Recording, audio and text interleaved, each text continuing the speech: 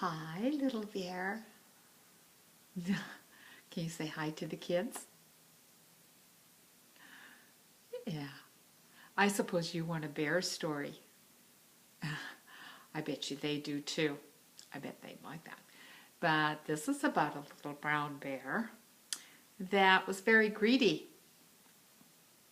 Oh, you're not greedy. Okay. All right? But he learns a great lesson. Okay. So, are you in the mood to hear a story? I'm in the mood to hear a story. Use imagination and make connections. This is a story about a little brown bear, like this one, whose name was Brock. And Brock had wandered through the forest collecting acorns and hazelnuts and all kinds of seeds. Oh, he was very hungry. And so he sat down to eat the nuts and seeds that he had gathered. And when he was done eating, he said, I'm still kind of hungry. I think I'd like some raspberries. Ooh. And so he went hunting for raspberries. Well, he found some raspberry bushes. And there were a bunch of bees and butterflies flying around. And he thought, oh, they must be very good, because bees and butterflies fly around things that have lots of nectars and juices. And so he went over to the raspberry bush and he shooed the bees and the butterflies away. Yeah, that was a no-no. And then he went over to the bush and he stuck his paw into the bush. And he went, ouch! Because raspberry bushes are very, very prickly. And the bees and the butterflies flying over a ways went and Brock turned around and he said, who's laughing at me? And the little bees go, and Brock thought, I don't care if they laugh at me. I will get my raspberries. And he stuck his paw in again. Ouch! Then one of the bees came flying over to Brock's ear and he said, bzz, bzz. And Brock said, what do you want?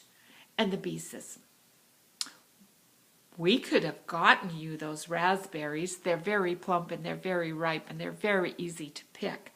But you shooed us away to get out of your way, and so we're not going to help you. And Brock said, well, what if I helped you do something? Then would you get the berries for me? And the bee said, yes, we could do that. And so the Brock said, follow me. I know right where you guys would like to be. And he ran through the forest and he jumped over a river and up the hills and down the hills he went. And he came to a beautiful meadow that was full of all kinds of flowers.